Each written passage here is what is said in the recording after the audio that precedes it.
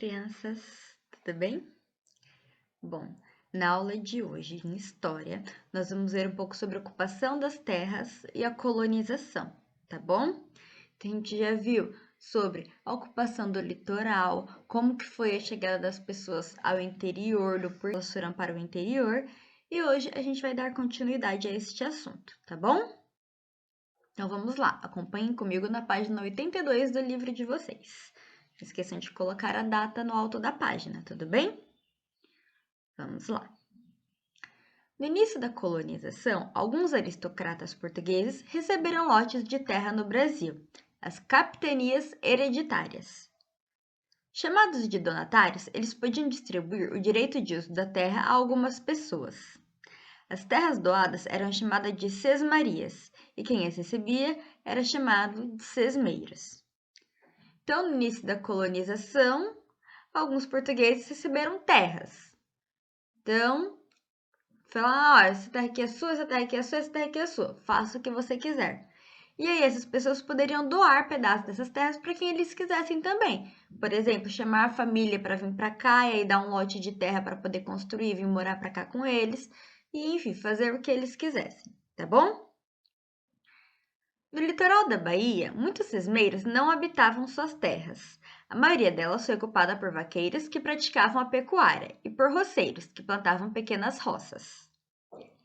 Com o tempo, muitos vaqueiros mestiços de portugueses com indígenas construíram fazendas de gado que foram se expandindo pelo interior. Houve muitas disputas e conflitos entre esses colonos e os grupos indígenas que lá viviam. Então, conforme os vaqueiros e os mestiços de portugueses foram tomando as terras para a criação de gado, para roçagem, essas coisas, a briga foi muito grande com os indígenas, porque a terra era deles. Por que você vai tomar para si? A terra é de todo mundo mora aqui, todo mundo faz o que quer, não tem dono. Só que eles estavam se intitulando dono das terras e expulsando os indígenas de lá. Então, isso gerou um confronto, tudo bem? E aí foi onde surgiu a resistência indígena, onde grande parte das terras localizadas perto do Rio Paraíba, no atual estado do Piauí, e do Rio São Francisco, no estado da Bahia, era ocupada por grupos de indígenas Cariri, que já viviam num local muito antes da chegada dos portugueses. Eles se reuniram, formando a Confederação dos Cariris, e lutaram contra os colonos que queriam tomar suas terras para instalar fazendas. Em 1686, a revolta se espalhou pela região dos atuais estados do Rio Grande do Norte, da Paraíba e do Ceará. A luta durou muito tempo, até que em 1713, olha quanto tempo durou, tropas paulistas derrotaram a Confederação do Cariri. Com a derrota e o avanço dos fazendeiros de gado, os indígenas que sobreviveram foram catequizados ou escravizados, e alguns conseguiram se refugiar no interior. Então vamos lá. Paulistas se juntaram na batalha, venceram os cariris. Quando os cariris foram vencidos, os que não foram mortos, infelizmente, alguns foram catequizados, ou seja, eles foram transformados em católicos e afins e prestariam serviços ali, né? Serviriam aos portugueses. Outros escravizados e alguns conseguiram se refugiar no interior. Lembra lá da escravidão dos negros, que alguns índios também se alojavam junto com os negros que fugiam da senzala? Então, aí aqui do lado, olha só, tem uma dança tupuia, que é uma dança tipicamente indígena da tribo dos Cariris, tá? Os Cariris eram chamados de tupuia pelos não indígenas e pelos indígenas do grupo Tupi. Aí aqui algumas questões para a gente responder de acordo com esse trechinho. Temos duas imagens e aí tem que falar em que grupo está representando, o que mudou e o que permaneceu igual, apesar da diferença de quase 200 anos entre uma imagem e outra. Então essa é só para a gente debater, tá? Como vocês podem ver, na imagem à esquerda está o sertanejo, ou vaqueiro do sertão de Pernambuco, um quadro de 1827. Já do lado direito está o vaqueiro do município das Antas, no estado da Bahia, de 2015. Então, aí é só para vocês visualizarem a diferença do vaqueiro de antigamente para um vaqueiro mais atual, tá? Vocês podem ver que existem algumas semelhanças, existem algumas diferenças nos trajes, na cultura, enfim, dos vaqueiros. Coisas permaneceram e coisas mudaram com o tempo, tá bom? E aí, pergunta número 6. Quem vivia nas terras que os vaqueiros começaram a ocupar e por que houveram conflitos? Então, a pergunta é: quem eram os primeiros habitantes daquele lugar? E por que teve briga nessa invasão de terras? Então, essa é a pergunta número 6, tá? Tá tudo lá no textinho que a gente acabou de ler. Prestou atenção, já consegue escrever aí. Ou dá um pause e tenta ler de novo para se concentrar melhor, tá bom? Porque tá bem facinho. Número 7. O que foi a Confederação dos Cariri? O que foi essa confederação? Por que eles criaram essa confederação? Para fazer o quê? E a número 8. O que ocorreu com os indígenas após o conflito com os portugueses? Então, após eles se conflitarem, quem ganhou esse conflito e o que aconteceu com os indígenas após o conflito, tá bom? E aí a gente dá continuidade.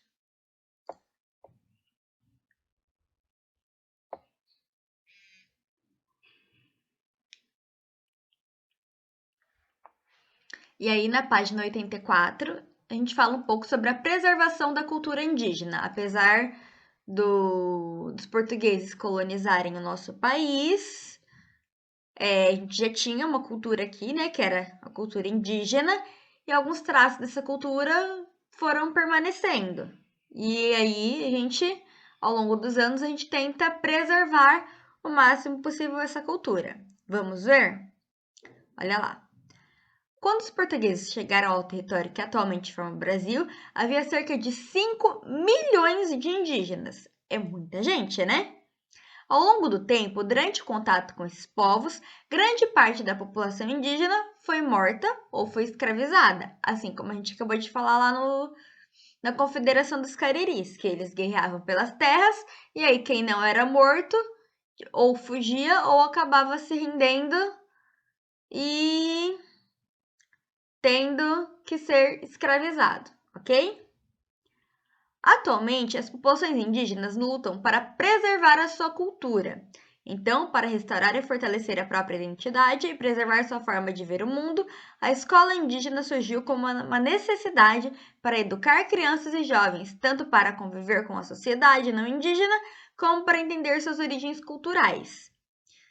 Então, alguns desses indígenas que conseguiam fugir, eles foram formando as suas colônias, digamos assim, as suas comunidades. E aí, dentro dessas comunidades, existiam escolas indígenas. Por quê? Porque nessas escolas indígenas é onde, até hoje, essas crianças que nascem na tribo são ensinadas sobre a sua cultura, sobre como que é a vivência na tribo, sobre tudo que diz respeito a uma vida indígena, tá bom? Atualmente, essas crianças indígenas frequentam as duas escolas, tanto a escola regular, igual vocês, quanto a escola indígena, tá? Em algumas comunidades indígenas específicas, como em Ubatuba e, se eu não me engano, em São Sebastião ou na Ilha Bela, acredito que é em São Sebastião, que também tem escolas. Não, minto, perdão, é na Ilha Bela que eu tenho certeza. Que tem algumas escolas que fazem parte dessa escola indígena, que são escolas regulares, que crianças indígenas frequentam, tá? Hoje em dia os índios falam, eles podem ser considerados bilíngues, porque eles falam o português e a língua deles, tá? Que a maioria ainda conseguiu preservar, apesar de ser uma população bem menor hoje em dia de indígena, eles ainda têm o costume de ir passando de geração para geração o tupi ou a língua que eles falam, tá bom? E na escola indígena, os indígenas, os alunos aprendem a língua e as tradições do seu povo, além de estudar a língua portuguesa e as disciplinas comuns, como eu acabei de falar, matemática, história, ciências. Então, eles unem, tá? Existe uma pessoa específica na tribo que ensina todos os valores e tradições indígenas e existem os ensinamentos regulares que vocês também possuem. O objetivo é que essas pessoas estejam preparadas para entender os não indígenas e defender os seus direitos sem prender as suas raízes ancestrais, tá? Então, apesar de terem sido obrigados a conviver em um país colonizado, eles ainda lutam para que as suas tradições, seus costumes, a sua história seja compreendida e preservada e passada de geração a geração. Olha lá que bonitinha a escola. Que lembrando que é só uma ilustração, tá? Não condiz com a realidade. E aí, mais algumas perguntas referente a esse texto que a gente acabou de ler. A primeira é: o que aconteceu com os povos indígenas após a chegada dos portugueses? Então, a gente acabou de ver ali. Qualquer coisa é só voltar aqui no texto e ler, tá bom? Número 2. Por que a escola indígena é importante para esses povos? Então, por que é importante eles terem não só o ensinamento regular, como o de vocês, mas também o ensinamento indígena? Por que é importante para eles essa tradição? E aí tem um pequeno textinho para a gente marcar as alternativas, a alternativa correta e encerrar este assunto por hoje, tá bom? Então, olha lá. A escola indígena. A escola indígena, além de abordar muitos conteúdos que os não índios aprendem, não índios somos nós, tá? Ensinar a fazer conta e a ler e a escrever na língua indígena também passou a incluir os conhecimentos locais da sala de aula. Os alunos aprendem, por exemplo, como usar os recursos naturais para cuidar do ambiente e do território onde vivem. Aprendem sobre a história de seus antepassados, seus mitos e etc. Aí aqui tem uma escola indígena do grupo Caiapó, na aldeia do Moicaraco, no município de São Félix do Xingu, no estado do Pará. Então aqui é a escola deles e ali é um indígena da tribo deles ensinando sobre os costumes deles. E aí tem 3 alternativas aqui e uma só é a correta e vocês vão ter que descobrir qual é. A primeira alternativa fala: a escola indígena tem como objetivo a catequização. A catequização é a transformação de índios em católicos, tá? Eles não podem mais louvar ao Deus deles ou a terra, o que eles consideram como algo supremo. Eles teriam que fazer assim como todos os outros católicos. Alternativa número 2. O objetivo era: os professores indígenas ensinam apenas sobre a sua cultura e nada mais. E alternativa 3. Os alunos aprendem tanto sobre a sua cultura como a dos não indígenas. Então, aqui seria se eles aprendem tanto a cultura da tribo como a cultura das pessoas que não são índios, os conhecimentos curriculares convencionais. Então, vai assinalar aqui qual que é a alternativa correta e encerrar, tá bom? Então, olha lá, o que a gente viu hoje foi basicamente sobre os índios. Os índios foram forçados a ceder as suas terras para os portugueses, que tomaram para si e falou: não é nada de todo mundo, esse pedaço de terra aqui é meu e você cai fora. Basicamente isso, tá? Traduzindo para uma linguagem mais clara para vocês entenderem. E aí nisso, então, houve o conflito entre os cariris e os portugueses. Nesse conflito, paulistas acabaram entrando no meio para ajudar os não índios, enfim, portugueses, a guerrearem e conseguirem o local, e nisso muitos índios morreram. Os que não morreram, poucos conseguiram fugir e a maioria foi catequizado e escravizado, tá? Passando disso, começou a se falar sobre a preservação da cultura indígena, porque como muitos índios morreram, a cultura deles estava se desfazendo. Então, além da escola regular que eles eram obrigados a enfrentar, que eles eram obrigados a frequentar, perdão, também passou-se a falar sobre a tradição indígena, onde na escola indígena, além de ter os conteúdos curriculares, eles também aprenderiam sobre as histórias das tribos deles, aprenderiam sobre os antepassados, sobre mitos, sobre como cuidar da natureza, como trabalhar com os recursos naturais e tudo que diz respeito a uma vida em uma tribo. Tudo bem? Bom, então é isso. Espero que tenham compreendido. Vou ficando por aqui e nas próximas aulas damos continuidade ao nosso assunto, tá bom? Qualquer dúvida é só me procurar para esclarecimento e até semana que vem. Tchau, tchau!